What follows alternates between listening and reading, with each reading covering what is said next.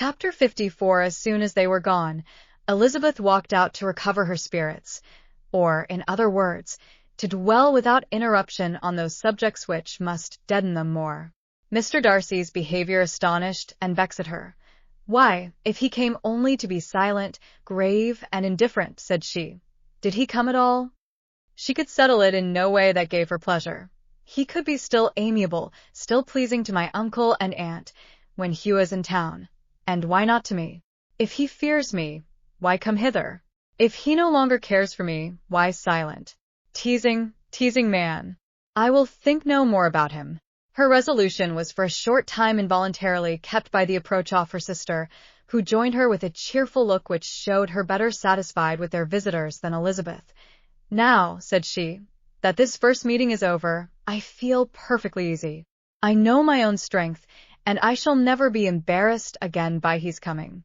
I am glad he dines here on Tuesday. It will then be publicly seen that on both sides we meet only as common and indifferent acquaintance." "Yes, very indifferent indeed," said Elizabeth, laughingly. "Oh, Jane, take care. My dear Lizzie, you cannot think me so weak as to be in danger now. I think you are in very great danger of making him as much in love with you as ever."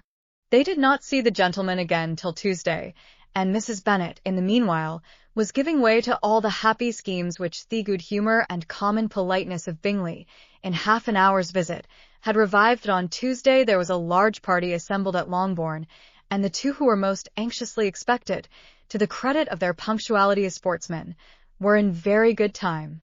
When they repaired to Thedning Room, Elizabeth eagerly watched to see whether Bingley would take the place which, in all their former parties, had belonged to him, by her sister.